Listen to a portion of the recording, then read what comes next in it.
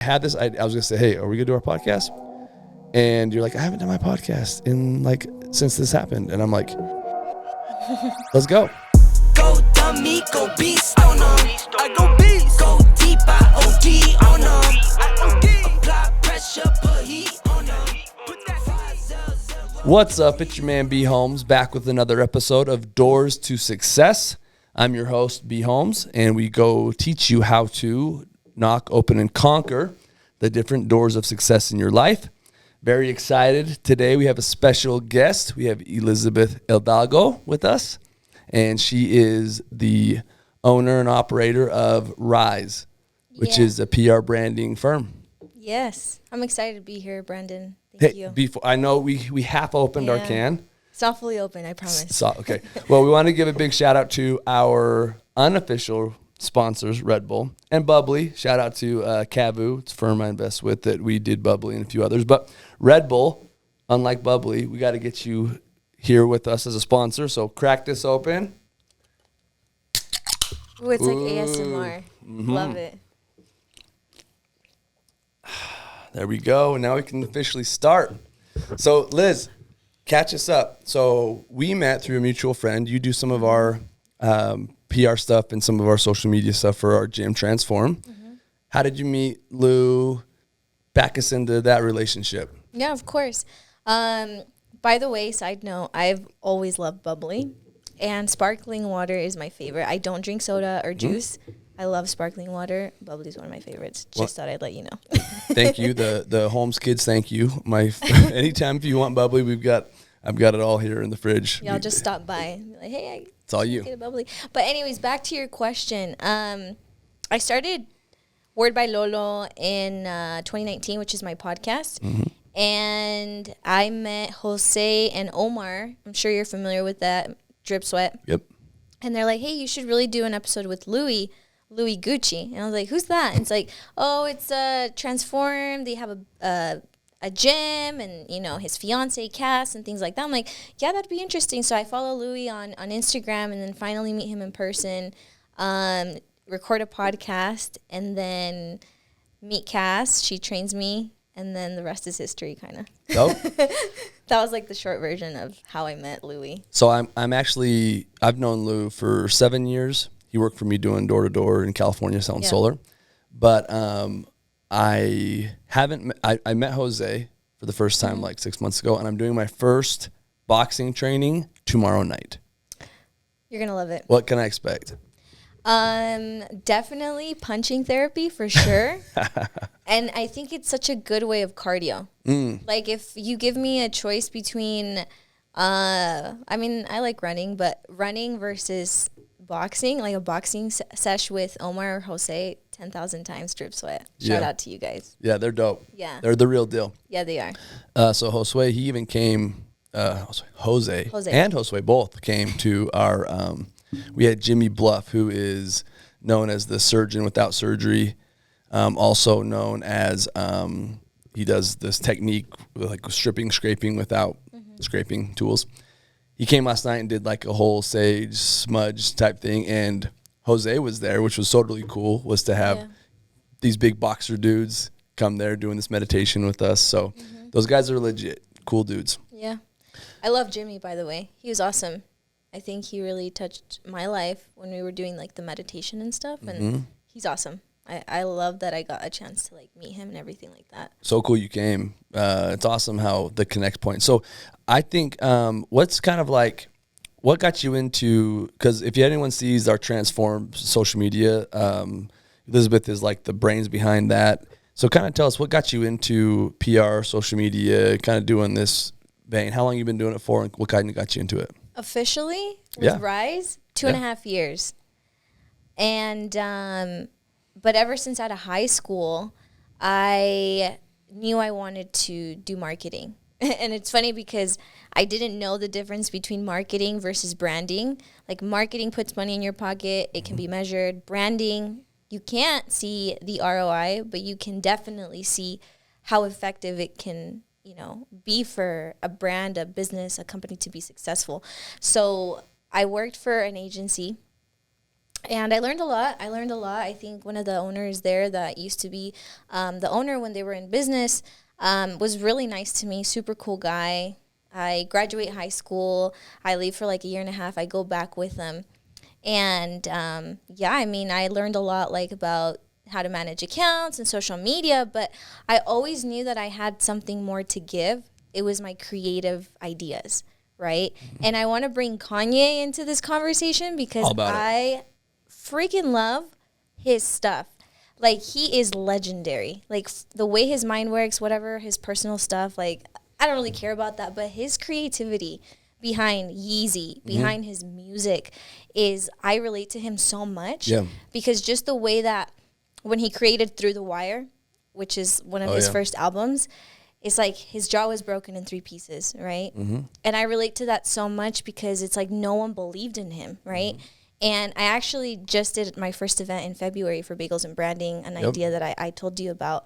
And in that same kiln, the boss the person that I was working for the marketing agency, he bet $1,000 in a conference room in some place in Kiln that I would fail. He said that I wasn't going to be taken seriously because I looked like a kid, and that I didn't know how to manage accounts properly, that whatever they were doing was the right way, that I didn't know what I was doing, right? Is this the same guy we were talking about? No, not the same guy, but this is some, oh my gosh, if I told you. But, you know, I learned a lot from that. And so it was in that moment where, you know, you were talking about a dream versus a vision. And I always saw myself since I was a little girl, like I'm going to speak in front of people one day. I'm going to live life to the fullest through what I know how to do and what I do, like, and what I love, right? So I was like, my creative ideas, business, I come from a family that's been an entrepreneur, like, since I was born, right? My dad used to sell cars. Now they have a painting business, things like that. So it's like, I have the drive in me. But all in all, like, ever since I was younger, it's creativity. I'm a writer. I see things in a way that not a lot of people see them. And it's like, it just takes one conversation, right? Like let's say with a client or a friend. Hey, like, I want to do this or that. Hey, you know what? You should do this, right? And it's like, man, like, why didn't I think of that? I'm like, it's because, you know, I know what I do. Like, I love what I do. You know what I mean? And so I was like, I'm going to create something, and I'm going to create my own agency. At the time, I thought it was marketing. And then fast forward, I'm like, I'm a little bit more educated, right, in what marketing is, and taking a course at Yale. That was an adventure. And just dealing with a lot of different people from all walks of life, right? Like, let's say the local mom and pop shop to, you know, people who are the big dogs, right, asking me to go to LA every month to host an event for them, like a private session for their team or whatever. And it's like, the more that I grow, the more challenges come, you know. But to answer fully, like, the question, like, how did I know that I was gonna do that, is just like my creativity. Like, I can't say it enough. It's creativity. Like, branding is creativity 1,000%. I love the fact too that we talked about the vision and a dream and an idea, right? And then also, you had that, but then, because if people ask me, like, hey, when did you know that you were going to do that? It's like, I didn't. I just got busy. I just got working. I got in movement, in motion. And then it appeared to me. Like, the end result is what I have, my vision, but how I get there, I don't know, but that's how we got there. It sounds like that's a lot how you just get hustling. You just get grinding. Yeah, 100%. Awesome. So what is, tell us about bagels and branding. Tell us about that idea and what that is, and how people can look it up or get into it. I hope I don't burp. Oh, you're good. No, you're fine. Don't even. No, I'm kidding. Yeah, so bagels and branding, how it came about, I know Tony Acosta, right? And I've been wanting him on my podcast for the longest time. And so the first podcast that I recorded was in 2021, like sometime at the beginning of the year. I somehow deleted the episode. Excuse me. I somehow deleted the episode, and I was like so embarrassed to tell him, hey, like, I accidentally deleted the episode. I don't want you to think that I don't like you. And so fast forward, whatever. he invites me to be on his podcast at Title One, which is where we're having our event on Saturday. And I'm like, man, this place is cool. So we were there to record an episode for him. Excuse me. And then for myself. And so I was like, okay, cool, whatever. But before going to the actual recording, my mom had asked me to go get some Einstein bagels. And I was like, I love Einstein bagels. Like, okay, cool, I'll be back. And then on my way back home, I was like, I really need to come up with an idea of what I'm going to record with Tony because I feel so embarrassed, you know? And so him having a little bit more background on, like, a little bit of marketing and stuff like that and his own journey with his brand, I'm sitting there eating breakfast and I'm looking at the bagel, right? And like I told you, creativity, like my mind, I feel like it works in a matter of ways. And I'm like, oh my gosh, I've always wanted to talk in front of people, but I've never given the chance. I think that one of the biggest challenges is that I'm short. And not having to say that I'm a woman, I feel like I've had to fight as much as any man or woman has had to fight for whatever they want, right? But I think that my height has always been a problem because I'm like, maybe the people are not going to take me seriously, whatever. So I was like, you know what? I'm going to create my own thing. And so I'm looking at the bagel and I'm like, bagels and branding. It came like that. And I was like, okay, I'll title the episode Bagels and Branding. And so the time came closer and closer. And as we're recording, the podcast finishes. I'm like, Tony, I have a vision to do X, Y, and Z. And it's going to be Bagels and Branding. And I'm going to talk about branding. You can talk about how, you know, you create your content and a little bit about marketing, whatever. But this is going to be a thing. We're going to create a tribe of people interested in branding and how to use that to better their personal brand, their business or whatever. And so that's what it is, you know. Love it. And it's just, it was an idea, and now it's a reality. We're on our second event this Saturday. Cool. Like, so talking to Liz Hidalgo, who is the CEO founder of Rise PR. I'll say Rise Marketing. Branding. Rise Branding. But we do PR. You do. Well, that's what we were talking about earlier. Sorry. Does the branding. We're talking about bagels and branding, guys. So you've rock and rolled there. You've got the bagels and branding thing. You rock and roll there. You got a couple other things that I know of, but I really want to focus on with this podcast is this concept that we were talking about. We were supposed to be talking about the Transform social media brand, my brand, some of the companies. So I've got 8 companies I'm the CEO of, and I need some help on some of my social. So I wanted to pick your brain on some of it. We got talking about people that have hurt you, that have thwarted your progress mentally or emotionally in business, right? And I wanted to bring this on the podcast because I was going to talk about this week anyway, because I had in the B print, I do coaching and mentoring in business, and I had 3 people that have been stuck, and it's about this things of people have hurt them, so that they've kind of formed these mental blocks. And I've had to go in and tap into their spirituality, emotional self, to just help them move so that the financial could flourish, right? For sure. And we were sitting there, and I had this. I was going to say, "Hey, are we going to do our podcast?" When are we? That was like my next thing I was going to talk to you about. And you're like, "I haven't done my podcast since this happened," and I'm like, "Let's go do it right now." You're like, "Are you serious?" I'm like, "Yeah, I'm serious." Yeah. So I know it's going to be a little raw, but I think that people, it just seems to be a thing right now that there's so many blocks in people's brains, mentally, spiritually, emotionally, from people that get hurt. But to see someone like you still thriving and doing what you're doing and know that you've been hurt, I've been hurt, people have done us wrong, and we've shared some of those examples together and still move forward. I mean, tell us what you feel about that topic. I guess I'm feeling like just say, what are your thoughts on that? Like, let's talk about it. Let's have that convo, but on tape. Yeah. Put it on wax, because I think it's so vital for people to hear this higher level conversation and realize it's okay. It happens to everybody. For sure. And how do you move through that? Definitely. Thank you. Because, I mean, I started with 2 guys. And I can't believe I'm saying this like so raw, but I'm just here to help, not myself first, you know, and anyone who happens to come across this episode. I started with 2 people. Amazing, super talented, guys, designers. Not gonna say their names, but they know who they are if they happen to listen to this. And you know who you are. You know who you are. I got nothing but love for you. When really, it's my time, still. I'm going to say the name. No. And we're in a legal dispute, and I am going to say your name, and it's all on. So she's being nice. Okay. Yeah, I'm being way too nice. No, I'm kidding. No, all love. We started, I'm like, hey, you guys, I actually reached out to one of them, right? It's like, hey, dude, I have this vision. Create the logo for me. These are the core values. This is the mission. We're going to make money. Just watch. It's like, no, I'm hyped. This and this and that. Cool. Then I get another guy from California, good friend too.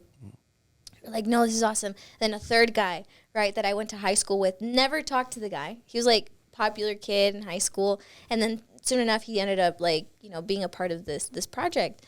And so I was very forward. I was like, I'm the founder. And I want you guys to be on my team, but I am going to be making a lot of difficult decisions moving forward, right? And they're like, yeah, cool. I'm cool with it. Let's do it, right? So our first year of business, we did like business card orders and a couple of construction companies here in Utah, like their logo and just a couple of branding materials, And then I was like, no, this needs to be bigger. I was working a 9-to-5 at a call center. And I was making, $2,000 a month? And I was like, man, like what I would do for like an extra like $500 a month, And so I got with the guys every month. And there was a point where it was every Monday we would talk about like what we were going to execute. And I started to see like it was just like less of an interest, every time that we would meet. And I was like, well, it's because people want money. But then I thought about it. I'm like, no, like I don't think they see the vision like I do. I really don't. So we get our first big client and they get excited. The third guy ends up not working with me anymore. Didn't even see rise. And these two guys start with me. One of them leaves out of the blue, says, hey, I can't work with you anymore. I'm like, dude, we have like $10,000, $15,000 like coming to us.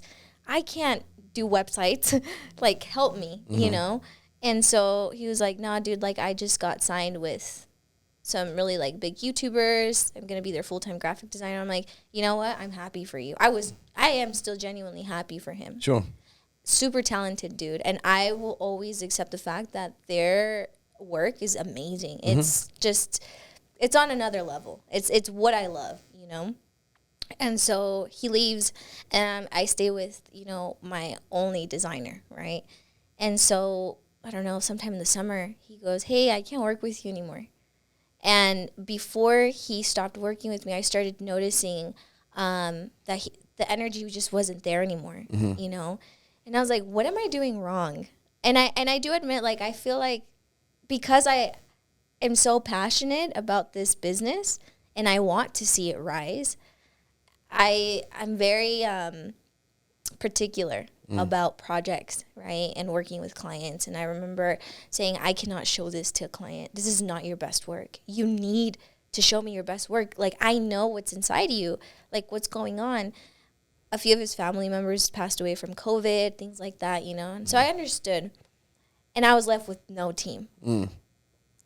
And I was like, now what? Now I have to do it all. Like, literally, I was doing all of it on my own, too. But now I really had, like, 6 clients at the time doing everything on my own. And nobody knows that. But I'm being very raw here. And so I kept it under control, right? And there was nights where I cried, and I missed them. It felt like a heartbreak. Not going to lie. They were my best friends. And I was like, what did I do wrong? And so you touched on something. You said spirituality. And God is my number one. Without him, I am nothing. Like, I don't care how much money I'm making or where I get to travel to every month. Like, that, to me, it's nothing, right? If I don't have his peace, his grace, and his mercy for my life, I'm literally nothing, right? And so it was in these moments where I saw people just do me wrong and just leave me in the dust, right? Okay, maybe that wasn't their vision and that wasn't their dream, right? I understand that. But I still felt hurt, and I felt really hurt, right? So around the same time, I lose a client, did all this work for this person, right? This lady makes over $1 million, right? I'm like, I'm never going to have issues with having her like not pay me, right? She doesn't pay me. And I'm like, excuse me, like I worked, you know, and I cried after the call. I was very assertive, very put together. And I was like, it's okay. Like, I don't need your money, you know, like I don't need it. And I really didn't, right? Like I rather choose my peace over whatever was going on. So when we clicked the Zoom call, I was left in tears. I'm like, how can I be disrespected in this way?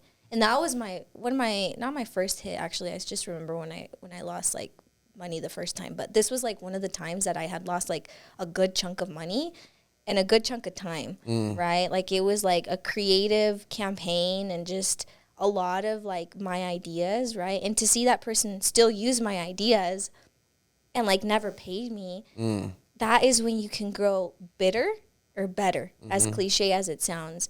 And so just to stop there for a second, there were moments where I was like, F you. Yeah. Like, you are a piece of crap of a person. And so I started noticing that it didn't matter if it was a mom and pop shop or if it was just a consultation a month for a person who was just starting their business, or if it was a person who made a good amount of money, they're successful, whatever. I knew that my end goal was to help people, right?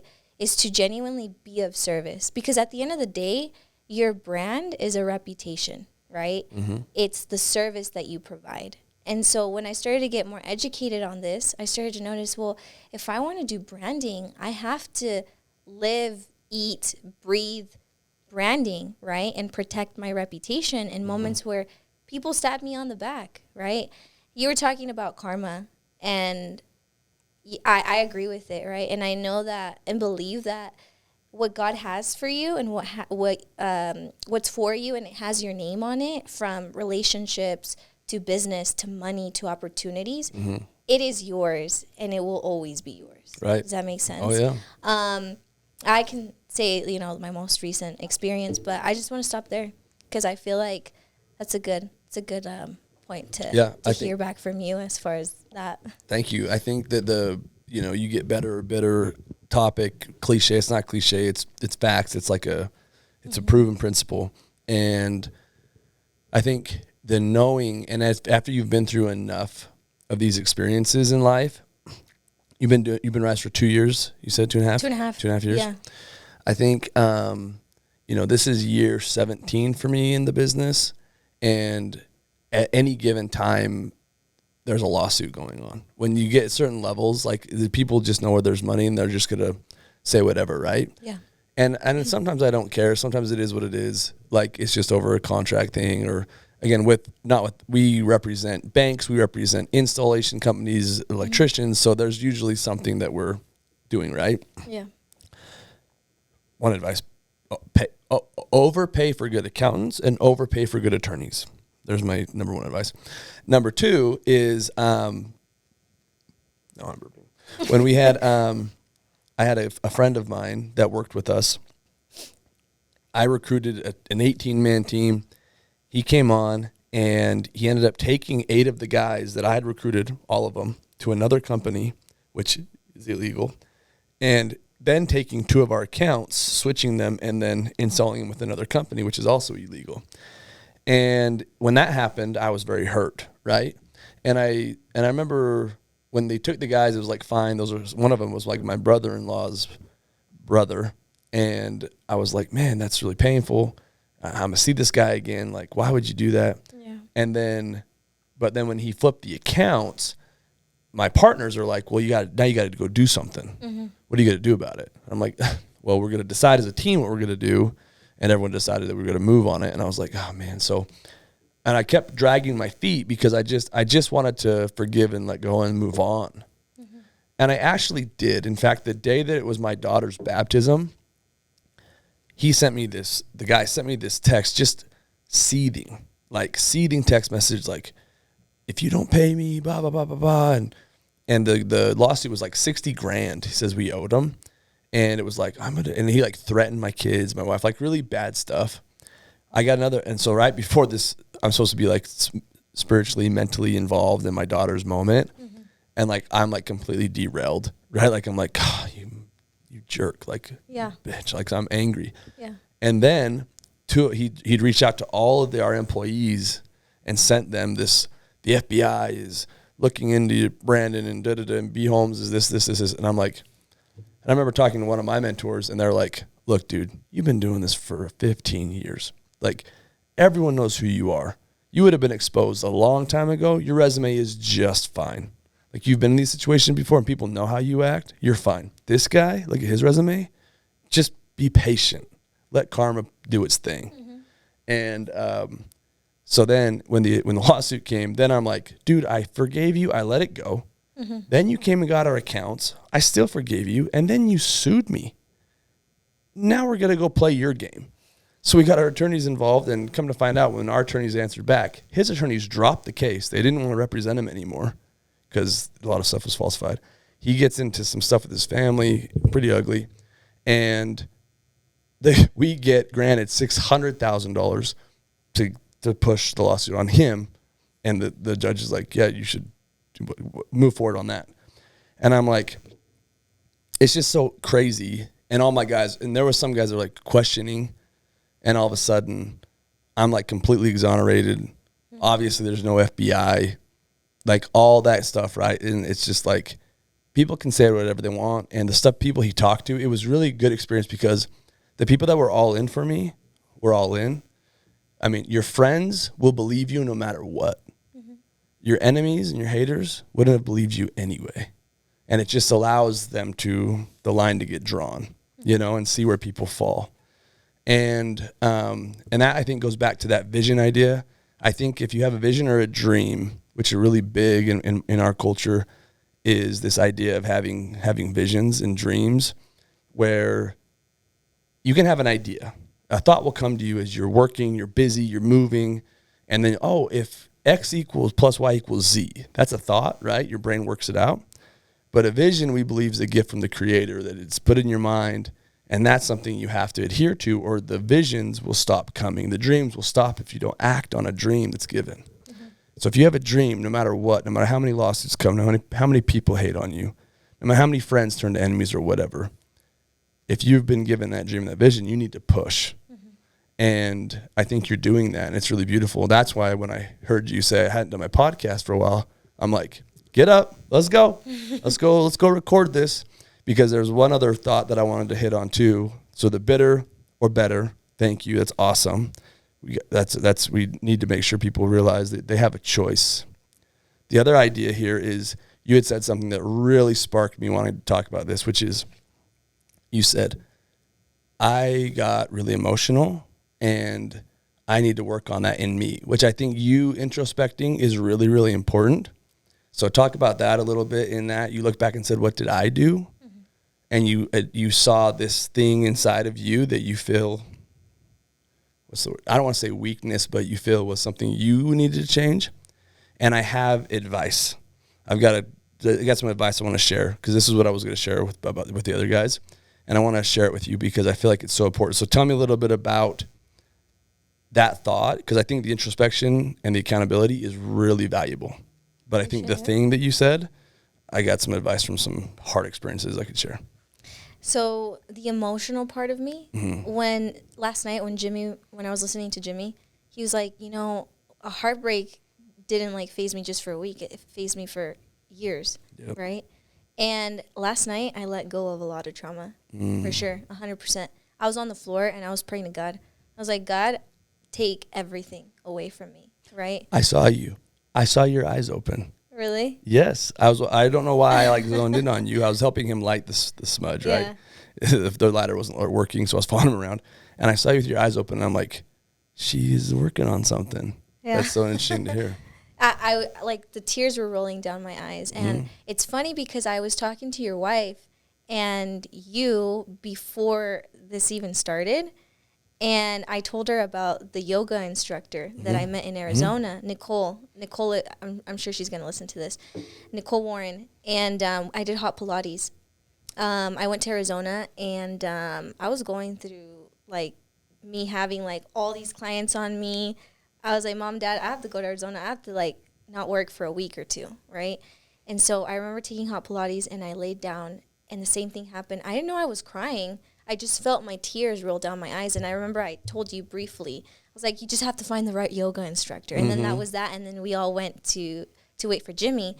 And so when they did the whole meditation thing, I'm like, I don't know how I feel about this, but I'm here to have an open mind and open heart. Yeah. And, you know, I trust God and there's a plan and purpose for everything, right?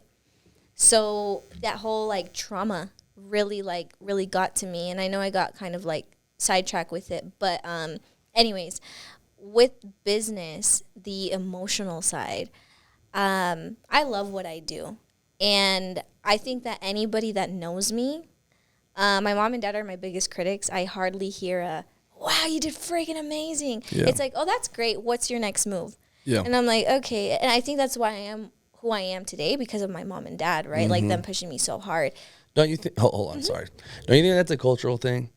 Like, again, people see me the white guy, but my grandmother's Native American. And it is a thing. Like, when I would be like, hey, guess what? She'd be like, really, what are you doing about this? And I'm like, are you kidding me? Didn't you just hear like I like climb Mount Everest? She's like, well, your shoes are untied. And I'm like, are you freaking kidding me? Yeah. You know what I mean? Do you think that's like a thing? 100%. Yeah. When I was like, oh yeah, well, why don't you record an episode that you should wash the dishes more? And I'm like, man, like you're and then she goes and sends hard eyes on my Instagram. I'm like, oh my God, my mom though. That's so funny. But tying it back to like my passion and why it's hard for me not to be emotional. I'm very good in business, right?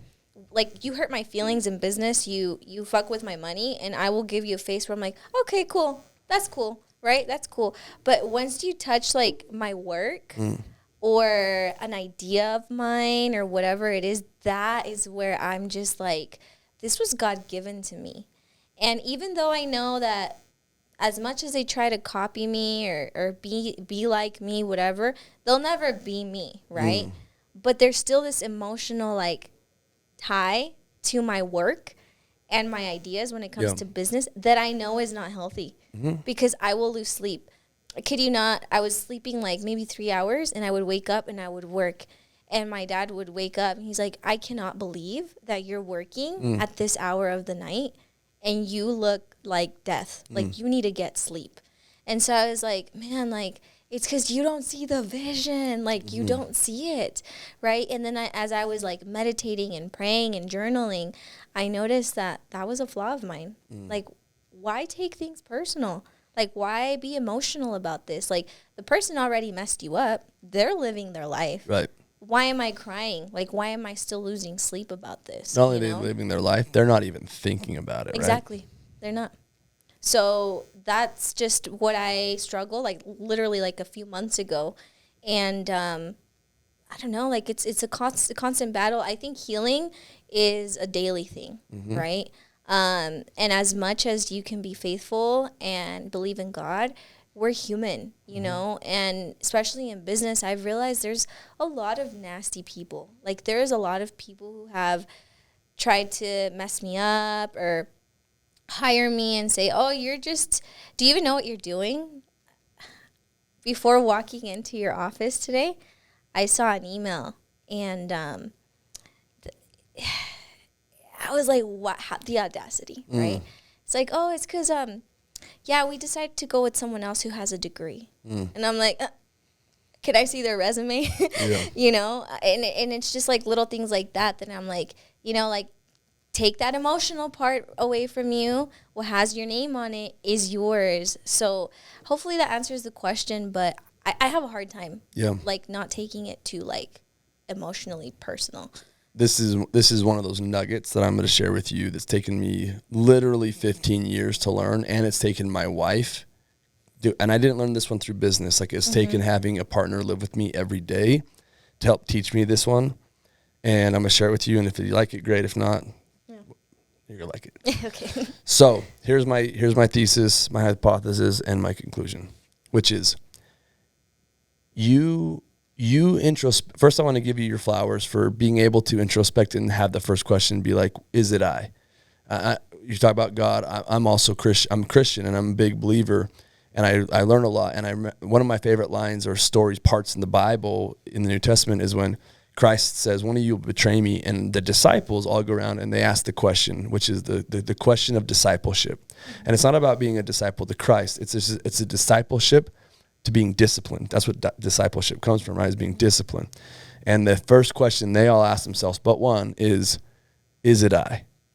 Lord, is it I? They all go around and say, is it I? Which is the question of discipleship, which means that you're willing to learn and be disciplined enough to learn. Yeah. Is it me? Is it me? What did I do wrong? And the more you can hone in on that skill, you're going to be very successful. But as to the trait of you being emotional, or the trait of me being, how do I say this? I'll use an example of, I usually tend to run late. I can't be on time for anything, right? And it used to drive my wife crazy. And opposed to my wife, she over-explains things, drives me crazy. And I'm like, you don't got to give me all those details all the time. Like, why do you feel like the need to justify yourself to me? Like, I don't care. I watch her interact with her family, and it makes sense because there's a lot of judgment and there's a lot of like nonverbal things, and maybe, and that's how they communicate. Mm-hmm. So she over-explains to like compensate for a lot of that. And I'm like, I don't need that from you. So I'm trying to like liberate her, but that's just how she's wired. And me, I tend to run late because and as I've analyzed this and want to change that about myself, what I've realized is that being late is not the trait, or being emotional is not the trait that you have. You just care so deeply and passionately about whatever it is you're working on, right? Passion is what it is. And mine is, as I care so much about, like, we're late right now to our next thing, right? We're late. Oh, shoot. And it's because I get so involved in what it is I'm doing in the moment that I just forget, because I'm so into what's happening right now. Mm-hmm. In fact, I'm paying my assistant to go through and call me 5 minutes before everything and text me to tell me to leave and map out my time to get me there on time. As I'm paying someone to do that for me. But I'll change that by having her map my routes. Yeah. But I'm not going to change that about me, because what makes me late is also what makes me super spontaneous, and will fly to Albuquerque, give my wife 20 dozen flowers or 15 dozen flowers on our 15th year anniversary. And she's the one that realized, like, the thing that I hate about you is also the thing that I love about you. What drives me crazy about you drives me crazy about you. That's awesome. Right? Mm-hmm. So when you introspect, realize that you being emotional in business, you never want that to change. Stay emotional. I know it hurts. I know that's hard. Mm-hmm. But what that does is that's going to keep you super passionate and keep you driven and focused, and you wear your heart on your sleeve. Good. There's not enough people out there like that. There's enough people that care that deeply, that passionate. So when you're like, I got to change this about myself, I'm like, no, don't. Please don't. Don't. That would be the worst thing. Trying to change who you are. No, present yourself as your product. That is who you are. That's why your stuff is so good, because you're so passionate about it. It comes out in your work. You change that, your work's going to get worse. Mm-hmm. Promise you. Mm-hmm. I start trying to be on time, and my conversations turn shallow. I start looking at my phone, my watch, and I can't connect with people. Yeah. As soon as I stop worrying about the time, like, I get involved and I get good where I'm really good. Yeah. So don't take away the thing that makes you you. Mm-hmm. Just put in some stop gaps. Yeah. Like get an assistant to tell you when you got to go to your next thing. Whatever that is, create a system. Mm-hmm. Don't change you. I love that. I accept your advice. I accept it 100%. And I'm grateful for this, for sure. So thank you. You're welcome. Honestly, it's like I said, God does everything for a purpose and for a plan. And I'm at the right place at the right time, listening to exactly what I needed to hear, right? Because, I mean, like I said, my parents are my biggest critics, but they also are the people that love me the most, right? That's right. You got it.